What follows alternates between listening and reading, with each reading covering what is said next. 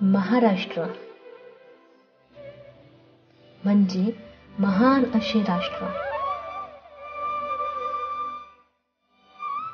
महाराष्ट्रामध्ये पंचवतार स्वामींनी वास्तव्य केलेले आहे.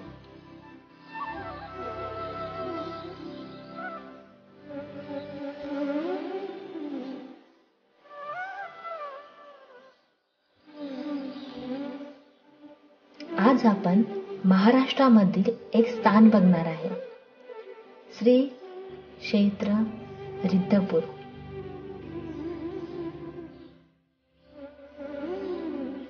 रिद्धपूर हे अमरावती जिल्ह्यामध्ये येते आणि मोर्शी तालुक्यामध्ये येते.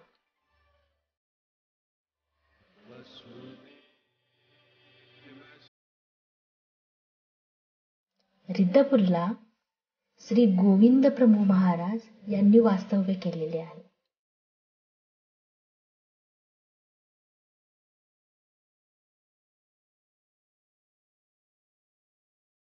आज आपण बघूया श्री गोविंद प्रभू महाराज यांचे चरित्र. चला तर आपण बघूया श्री गोविंद महाराजांचे चरित्र. दंडवत प्रणाम.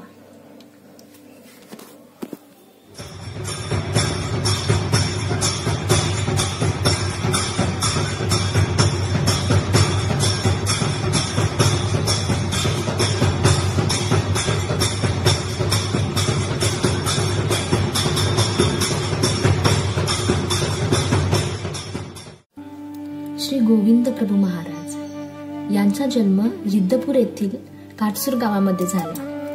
नेमाईसा आणि अनंत नाईक हे त्यांचे माता पिता. भाद्रपदे शुद्ध त्रयोदशी गुरुवारी दुपारी त्यांचा जन्म झाला. माता पिता आनंदले, कारण त्यांना खूप वर्षांनी पुत्र प्राप्त झाले. त्यांनी आनंदोत्सव मांडवला. नाव ठेवले गुंडो. पण काही दिवसांमध्ये त्यांचे देहावसान झाले. तर गोविंद प्रभू यांचे संगोपन त्यांच्या मामा आणि मावशी यांनी केले. त्यांचे मामा त्यांना रिद्धपूरला घेऊन गेले.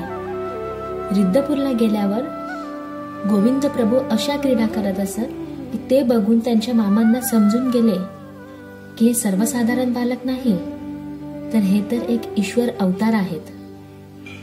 त्यानंतर गोविंद प्रभू यांनी द्वारकेला गेले.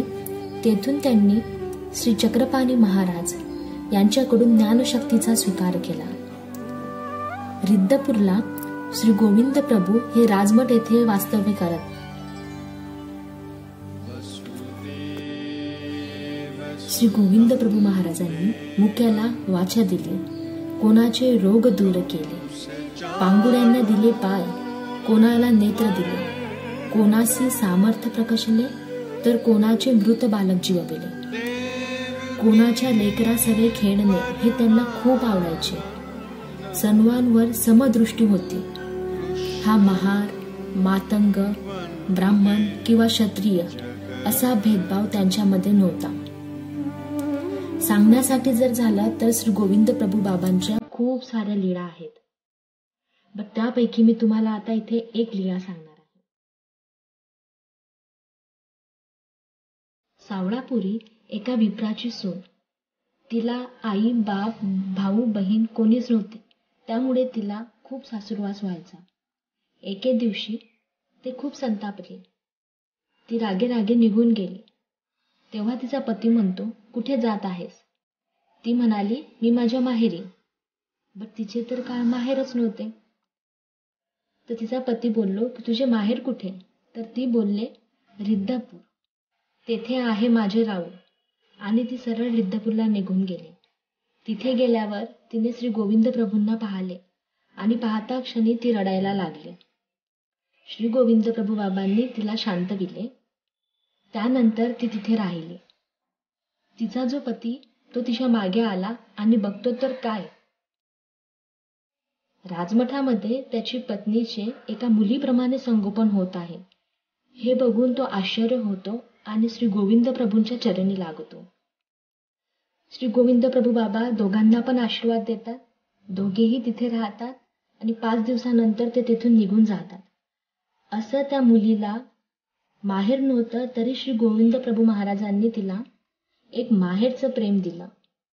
त्यामुळे श्री गोविंद प्रभू बाबांना म्हणतात, राऊळ माये राऊळ बापू. अशा श्री गोविंद प्रभू महाराजांना माझा शिरसाष्टांग दंडवत.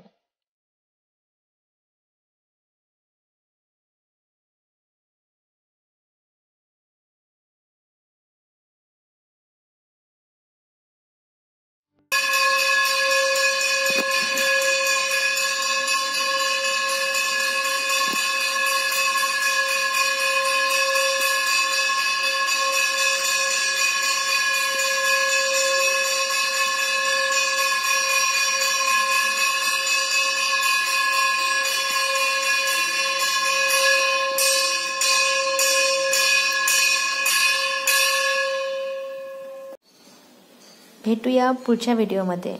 चॅनलला लाईक करा, सबस्क्राईब करा आणि शेअर करा. दंडवत प्रणाम.